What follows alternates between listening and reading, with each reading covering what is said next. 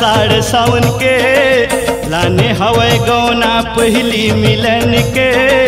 आए हवे महीना आषाढ़ सावन के लाने हवे गौना पहली मिलन के। अंधियारी तरी हपकत है बिलवा बन के, अंधियारी तरी मस्कत है अपन मन के। आए हवे महीना आषाढ़ सावन के लाने हवे गौना पहली मिलन के।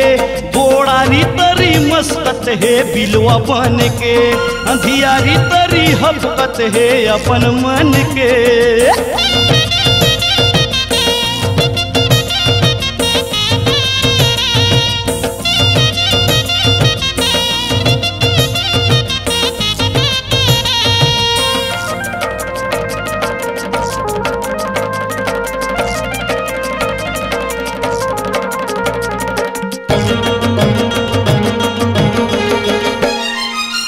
कौन मर खाए हवे कौन किस्म खोना है, पहली मिलन धीरे धीरे धीरे बढ़ना है।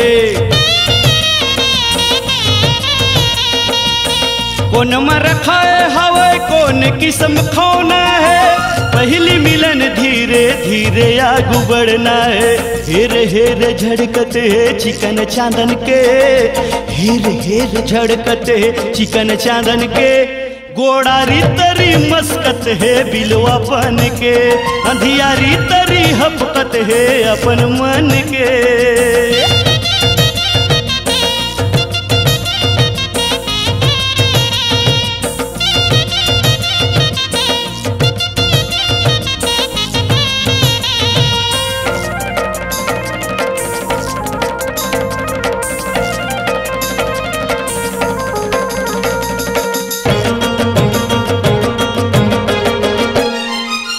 बेटी मर खाए हवन ठेठरी खुरमी टुकनी माँ, 16 में सिंगार सजे चंदा पर टिकली माँ।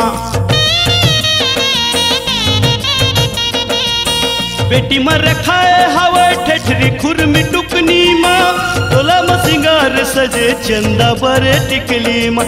धीरे धीरे लपकत है डर डरावन के, धीरे धीरे लपकत है डर डरावन के। अंधियारी तरी मस्कत है बिलवा बन के, अंधियारी तरी हपकत है बिलवा बन के। आए हवे महीना आषाढ़ सावन के लाने हवे गौना पहली मिलन के। अंधियारी तरी हपकत है अपन मन के, अंधियारी तरी हपकत है बिलवा बन के।